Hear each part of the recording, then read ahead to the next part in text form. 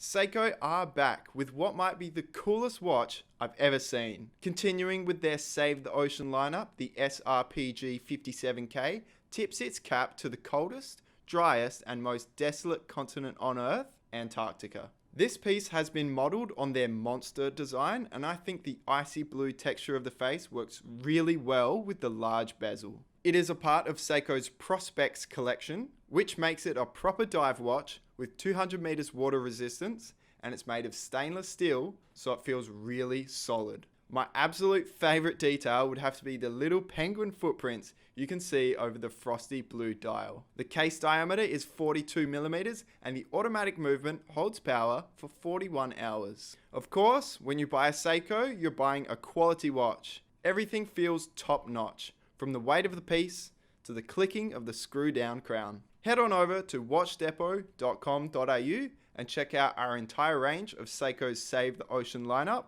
They're all equally amazing.